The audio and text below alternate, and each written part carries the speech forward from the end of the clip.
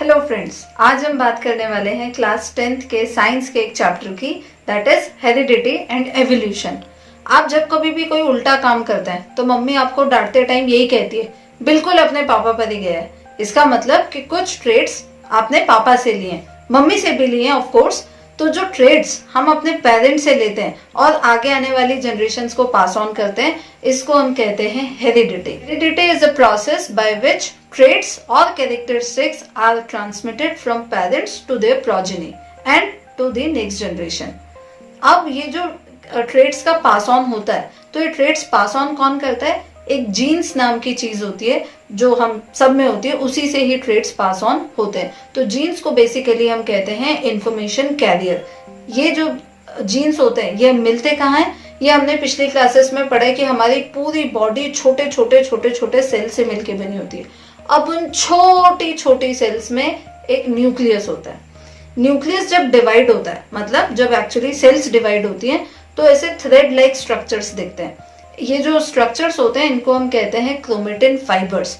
अब जब ये बहुत सारे क्रोमेटिन फाइबर्स इकट्ठे हो जाते हैं तब बनता है क्रोमोसोम। ये जो क्रोमोसोम होता है उसके अंदर होता है DNA. DNA is dioxy ribo nucleic acid. अब ये पूरा डीएनए जेनेटिक्स के काम में नहीं आता, पूरा डीएनए कैरेक्टरिस्टिक्स ट्रांसफर नहीं करता। इस डीएनए में कुछ सेगमेंट होते हैं, उन पर्टिकुलर सेगमेंट्स को हम कहते हैं जीन्स। तो अगर हम शुरुआत से देखें तो सबसे पहले होती है सेल, सेल के अंदर न्यूक्लियस, न्यूक्लियस के अंदर क्रोमोसोम्स, कहानी अभी भी खत्म नहीं हुई है, क्रोमोसोम्स के अंदर डीएनए और डीएनए के अंदर जीन्स। अब ये जो ट्रेट्स होते हैं, जो कैरेक्टरिस्टिक्स होती हैं, उनको हम दो ब्रॉड कैटेगरीज में क्लासिफाई कर सकते हैं। One of them is inherited, another is acquired. Inherited traits are the traits you get it from your parents. ये आपको हेरिडिटी के थ्रू मिले होते हैं, ये आपके जीन्स में होते हैं। फॉर एग्जाम्पल आई कलर और हाइट और बॉडी कॉम्प्लेक्शन, ये सारी चीजें। मान लीजिए आपके बाल अगर कर्ली हैं तो हो सकता है आपके पेरेंट्स के या आपके ग्रैंड पेरेंट्स के भी बाल कर्ली हों। तो ये जो सारी चीजें हैं ये आपके जीन्स में होती हैं। The second type is acquired trait. अब ये जो अक्वायर्ड ट्रेट्स होते हैं, you don't get them from your parents, this is something which you acquire. For example, आप बहुत ज्यादा टीवी देखते हैं या फोन चलाते हैं तो आपकी आंखों में मोटा सा चश्मा लग गया है। इसका ये मतलब नहीं है कि उस चश्मे के कारण आपके जीन्स में चेंज आ गया है। हो सकता है आपको चश्मा लगाओ पर आपके आगे आने वाली जनरेशन का विजन एकदम क्लियर हो सकता है। तो ट्रेट जिसके कारण जीन्स में चेंज नहीं आता उनको हम कहते हैं अक्वायर्ड ट्रेट्स। अब हम बात करते हैं जीन्स की। जीन्स भी दो टाइप के होते हैं, एक होता है डोमिनेंट, दूसरा होता है रिसेसिव। डोमिनेंट नाम सुन के समझ में आ रहा है कि वो बहुत ज्यादा अपना डोमिनेंस दिखाता है। तो ऐसे जीन्स जो आपके फिजिकल अपीयरेंस में एक्सप्रेस हो जाते हैं उनको हम कहते हैं डोमिनेंट जीन्स। फॉर एग्जाम्पल, अगर किसी पर्सन की हाइट बहुत ज्यादा है तो हम उसको कहते हैं ही इज टॉल। इसका मतलब कि उसमें टॉलनेस का एक जीन था जो कि एक्सप्रेस हो गया मतलब कि वो फिजिकली आपको दिख रहा है। तो ऐसे जीन्स जो एक्सप्रेस हो जाते हैं उनको हम कहते हैं डोमिनेंट, और ऐसे जो बेचारे नहीं हो पाते उनको हम कहते हैं रेसेसिव। अब डोमिनेंट है तो उसको आप कैपिटल लेटर से डिनोट करते हैं, और जो बेचारा एक्सप्रेस नहीं हो पाया रेसेसिव वाला, उसको हम स्मॉल लेटर से डिनोट करते हैं। अब ये जो जीन्स का नोटेशन का तरीका है, that is always written in brackets and it is denoted by one letter. For example, अगर टॉलनेस की हम जीन की बात करें तो या तो वो कैपिटल टी होगा या स्मॉल टी होगा।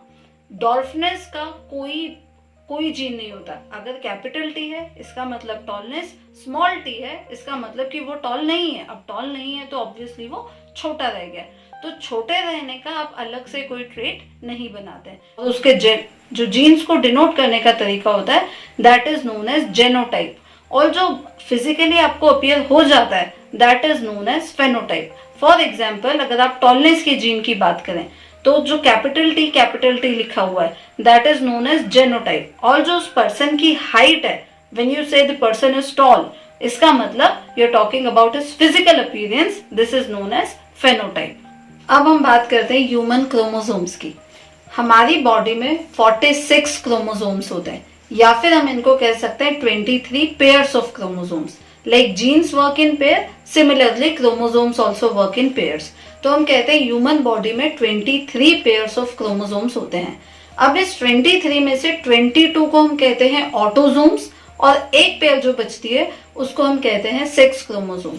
ये जो 22 पेयर्स होती है ये सभी में सेम होती है, बट एक जो सेक्स क्रोमोसोम है that decides whether person is a male और अ फीमेल, इसको हम कहते हैं जेंडर वाला क्रोमोसोम। अब जो मेल्स होते हैं उनका जो क्रोमोसोम होता है वो होता है XY और जो फीमेल्स होती हैं उनका होता है XX। अब ये जो क्रोमोसोम्स हैं ये किस तरीके से क्रॉस होंगे उससे आप ये पता लगा सकते हैं कि after reproduction, after fertilisation of egg, whether the baby is going to be a boy or a girl. If X chromosome from father gets combined with the X chromosome of a mother, इसका मतलब XX तो मिलके क्या बनेगा female, मतलब it is going to be a baby girl. अब अगर father ने Y क्रोमोसोम दिया, मदर तो सिर्फ X ही दे सकती है, तो X और Y के कॉम्बिनेशन से it is going to be a baby boy. अब अगर आपने ये देखा हो तो मदर का जो सेक्स क्रोमोसोम है वो आता है ओवरीज से। ओवरीज से जब ओवम निकलते हैं तो उनमें होता है XX। इसका मतलब कि मदर तो सिर्फ X ही दे सकती है। तो जो हम जेंडर की बात करते हैं जिसके लिए एक मिथ है कि mother is responsible for the gender of the baby, that's not true. In fact father is also not responsible, क्योंकि कौन सा क्रोमोसोम रिलीज होगा during the formation of zygote that can not be controlled by neither father nor by mother. Humans की body में 20 से 25,000 तक के jeans होते हैं और ये सारे जीन्स अलग अलग चीजों के काम आते हैं और 99.2% ऑफ जीन्स हर किसी में सेम होते हैं। इसका मतलब मेरी भी 2 आंखें, आपकी भी 2 आंखें, मेरी भी 2 टांगे, आपकी भी 2 टांगे, तो ये जो 99.2% वाला जो पार्ट है ये आपको और मुझे इंसान बनाता है। बाकी का जो 0.8% है उसके कारण हम इंसान होने के बाद भी अलग अलग दिखते हैं और हमारी आदतें और बिहेवियर और फिजिकल अपीयरेंस अलग अलग होती है। जैसे कि अभी हमने डिस्कस किया कि जीन्स जो है वो हमेशा पेयर्स में काम करते हैं। तो अब अगर कोई पर्सन टॉल है, आपको सामने से दिख रहा है उसका physical appearance is tall, but जब आप उसके जीन्स को स्टडी करेंगे तो वो 2 टाइप के हो सकते हैं। एक होता है होमोजाइगस और एक होता है हेट्रोजाइगस। होमोजाइगस नाम से समझ में आ रहा है, होमो मतलब एक्चुअली होता है सेम और हेट्रो मतलब होता है डिफरेंट। तो होमोजाइगस मतलब जब जाइगोट का फॉर्मेशन हुआ था तो उसमें जो दोनों जीन्स आए वो टॉलनेस क्या है, इसका मतलब उसका जो जेनोटाइप है that is capital T and capital T। It may be heterozygous as well, it may be capital T and small t। तो दोनों ही केसेस में physical appearance is tall but genes में डिफरेंस है। तो जब दोनों जीन्स डोमिनेंट होते हैं उसको हम कहते हैं होमोजाइगस। जब एक डोमिनेंट होता है, एक रेसेसिव होता है, उसको हम कहते हैं heterozygous. Now we'll move on to sex linked inheritance diseases. इसका मतलब कि जब रिप्रोडक्शन के टाइम पे जाइगोट का फॉर्मेशन होता है तो उसमें जो X क्रोमोसोम होता है, may be from father may be from mother, but जो X रेसेसिव वाला क्रोमोसोम है वो कई बार डिसीज कॉजिंग का काम करता है। कुछ पर्टिकुलर डिसीजेस होती हैं जो X क्रोमोसोम से ही रिलेटेड होती हैं। इसमें 2 हैं, one of them is haemophilia and another is colour blindness. Haemophilia में क्या होता है कि यूजुअली जब हमें कट लगता है, मतलब जब नॉर्मल हेल्दी इंसान को कट लगता है तो थोड़े टाइम तक ब्लड फ्लो होता है, उसके बाद जहां कट लगा होता है वहां पे थोड़ा ब्लड थिक हो जाता है and then it stops flowing. जिनको ये बीमारी होती है उनका ब्लड क्लॉटिंग नहीं कर पाता, इसका मतलब उनके ब्लड में प्लेटलेट्स की काफी कमी होती है। तो ये हेरिडिटरी होता है and it comes from X chromosome which is recessive.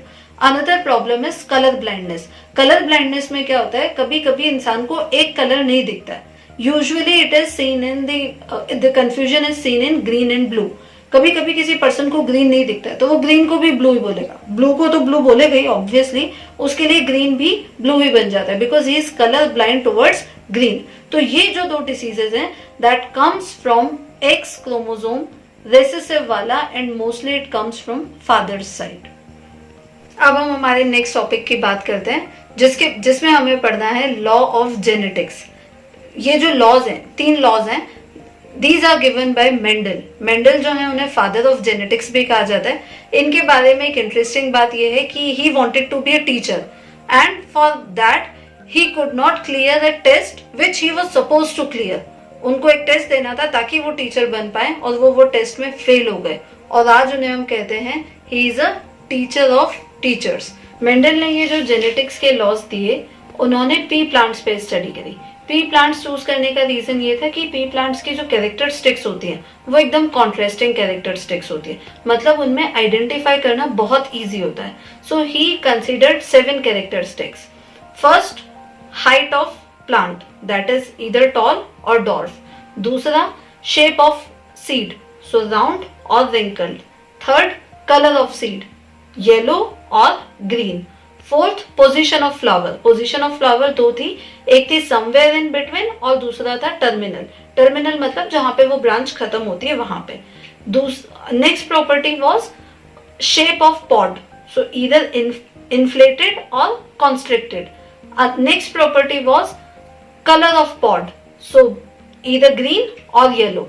Last property was colour of flower, so either purple और व्हाइट। मेंडल का जो फर्स्ट लॉ है उसको हम कहते हैं लॉ ऑफ डोमिनेंस। उन्होंने क्या किया, पहले एक लिया pure tall plant. Pure tall मतलब उसका जेनोटाइप कैसा है, capital T capital T. He crossed this plant with pure dwarf plant. Pure dwarf का जेनोटाइप कैसा है, स्मॉल टी स्मॉल टी। अब जब आप इसका क्रॉस चार्ट बनाते हैं तब आपको 4 ऑप्शंस मिलते हैं और उन चारों में ही कैपिटल टी प्रेजेंट है। कैपिटल टी प्रेजेंट है मतलब कि चारों ही प्लांट्स जो थे वो सारे के सारे टॉल निकले। ये पेरेंट्स में एक जो प्लांट था वो टॉल था और एक जो प्लांट था वो डॉर्फ था। उसके बाद भी जो फर्स्ट जनरेशन के प्लांट्स थे उसमें एक भी प्लांट शॉर्ट नहीं निकला। इसका मतलब कि जो डॉर्फनेस वाला ट्रेट था वो अपने आप को एक्सप्रेस कर ही नहीं पाया। तो मेंडल ने फर्स्ट लॉ दिया कि हर जीन में हर जीन का एक पेयर होता है जिसमें से एक ट्रेट ऐसा होता है जो अपने आप को एक्सप्रेस कर पाता है और एक ट्रेट अपने आप को एक्सप्रेस नहीं कर पाता। So a trait which can express itself is known as dominant trait and a trait which cannot be expressed is known as recessive trait. That was his first law known as law of dominance. अब जब उन्होंने ये जो first generation के plants थे जो थे सारे tall but they all were heterozygously tall, इसका मतलब कि वो प्योर टॉल नहीं थे। उनकी जो जेनोटाइप था that was 1 capital T and 1 small T. अब जब उन्होंने इन दोनों प्लांट्स को क्रॉस करवाया तो अब इन्होंने देखा कि जो 4 प्लांट्स मिले उसमें से 3 तो लंबे थे पर एक प्लांट जो था वो छोटा था। इसका मतलब कि एक ट्रेट ऐसा जो पहली वाली जनरेशन में डिसअपियर हो गया था आने वाली जनरेशन में वो अपीयर हो गया। तो इसका ये मतलब नहीं है कि रेसेसिव ट्रेट कभी अपीयर हो ही नहीं पाते। रेसेसिव ट्रेट्स जो होते हैं वो अपीयर तभी होते हैं जब डोमिनेंट ट्रेट्स नहीं अवेलेबल होते। सो ये जो स्टडी थी इसको हम बेसिकली कहते हैं मोनोहाइब्रिड क्रॉस। मोनोहाइब्रिड क्रॉस इसलिए क्योंकि इस वाली स्टडी में उन्होंने सिर्फ एक ही कैरेक्टरिस्टिक को कंसिडर किया, that was height of plant.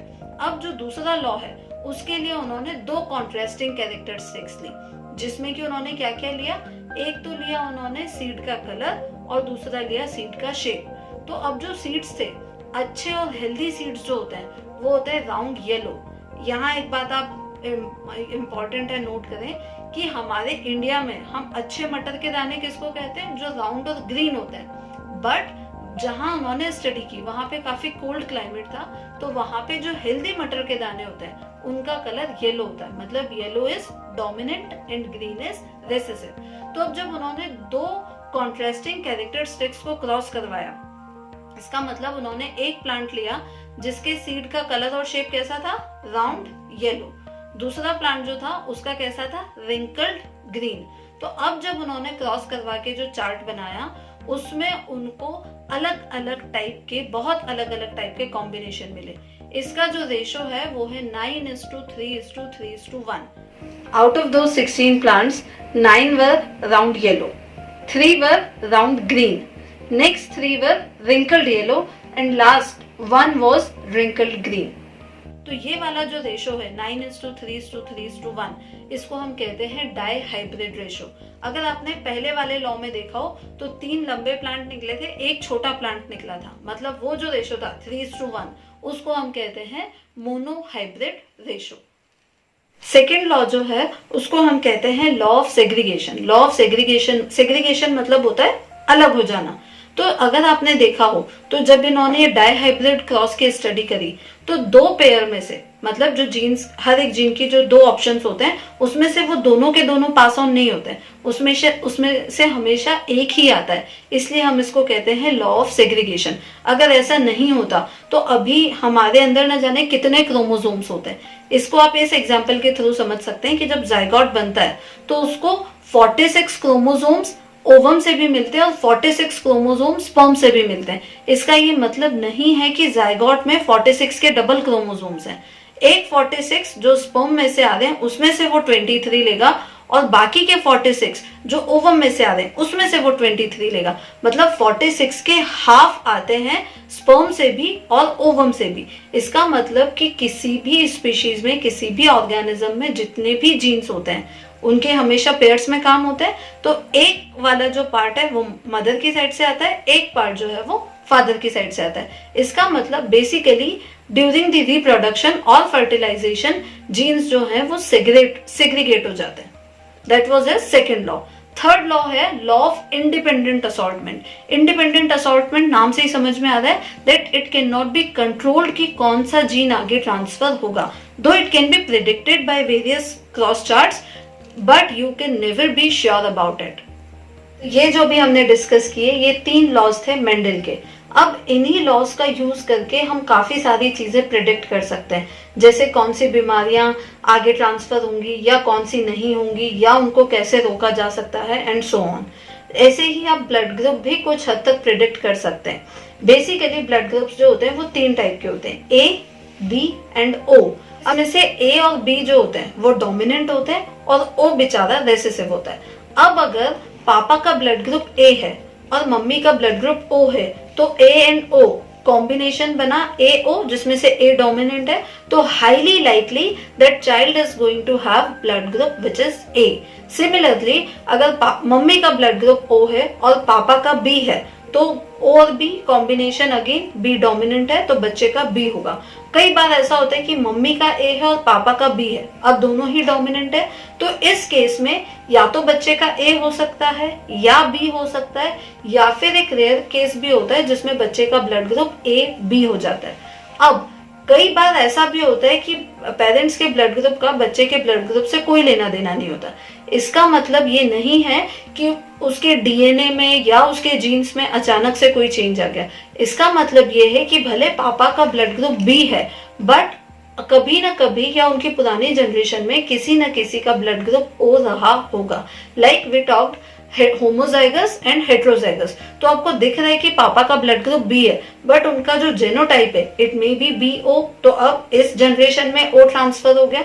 तो ये जो सारी स्टडी है हेरिडिटी एंड जेनेटिक्स, ये कुछ लॉज के बेसिस पे चलती है, हालांकि इसमें सिर्फ और सिर्फ प्रेडिक्शन ही किया जा सकता है।